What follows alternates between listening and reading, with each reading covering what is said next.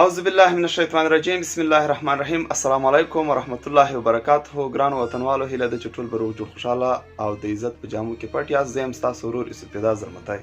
ګرانو وطنوالو لکه څنګه چې تاسو ته بهتر معلومه ده چې په افغانستان کې ټاکنې ترسره شوې او د ټاکنو خپلواک کمیسیون جلالتمآب ډاکټر محمد اشرف غني احمدزی د هیواد د یو ځل بیا لپاره رئیس جمهور اعلان کړ او په دغه اعلان سره ځینې د افغانستان سیاسیون دا ټاکنې نه مني او اوس هم وایي ځینې د موضوع حکومت او ځینې د موقت حکومت او ځینې د بیا ځلې ټاکنو کېدو غوښتنه کوي.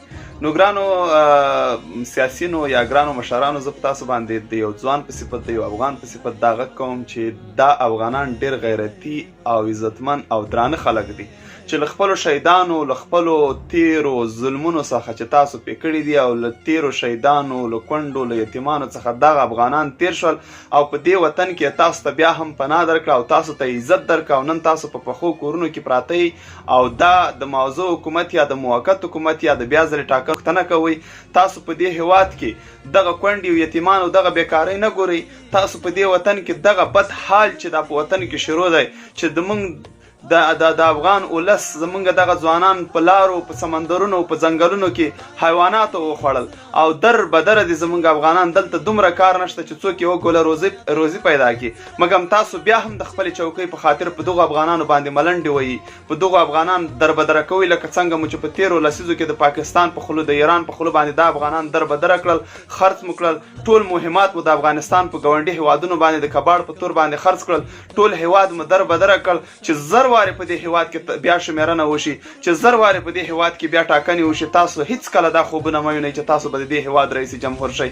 تاسو چې د افغانانو په کاڼو ونه ویشتلی، تاسو چې د افغانانو سنسار نه کړئ، تاسو چې د افغانانو له هیواد نه ونه باسلی، نو تاسو خو دا خوب هیڅ کله مه وینئ چې تاسو به د هیواد رئیس جمهور شئ، ځکه چې ټول عمر تاسو د دې افغانانو قاتلان یئ، تاسو د دې افغانانو وینې څکلې دي، تاسو د دې افغانانو د تعلیم دښمنان یئ، تاسو د دې افغانانو د روغتیا دښمنان یئ، تاسو د دې افغانانو د پرمختګ دښمنان یئ. ښاغلی ګلبدین حکمتیار تا یادوم، ښاغلی عبدالله تا یادوم، ښاغلی دوستمه تا یادوم. دغه ټول هغه څوک دي چې ټول عمر د دې هیواد په شتمنۍ د کباړ په تور په نورو هیوادونو کې خرڅې کړي دي. ډاکټر عبدالله تا د پاکستان څخه د دې ټاکنو دپاره پیسې نه واخیستې. حکمتیاره تا د پاکستان په خوله باندې د هیواد په زرهاو په میلیونهاو خلک شهیدان نه کړل. تا د دې هیواد کونډې رنډې یتیمان ټول د پاکستان په خوله باندې جوړ نه کړل. تا دا هیواد ټولې شتمنۍ ټولې تیارې او ټول مهمات په پاکستان باندې خرڅ نه کړل. تاسو د هغه الله تعالی وشرموي چې تاسو د دې په دې هیواد په وګړو باندې ملنډې ونه وهلې. تاسو ته د دې هیواد د وګړو هغه درد څه معلوم دی؟ تاسو ته د دې هیواد د بېوزله خلکو غم څه معلوم دی؟ تاسو څه خبر یئ؟ خو قرار په خپلو بنګلو په خپلو بلډینګو کې ناست یئ. تاسو ته د دغو غریبانو غږ کله در رسیږي؟ تاسو د خپلې چوکۍ په غم کې تاسو له دې څخه خبر یئ چې د افغانان څه کوي، خو بس تاسو د یو څو پیسو په بدل کې د افغانان وژنئ، په دغو غریبانو باندې ملنډې وایي. دا افغانان مو ټول عمر در بدره کړي دي. زه خو وایم چې تاسو به کله مړیږئ، تاسو به کله د دې افغانانو په وینو مړیږئ.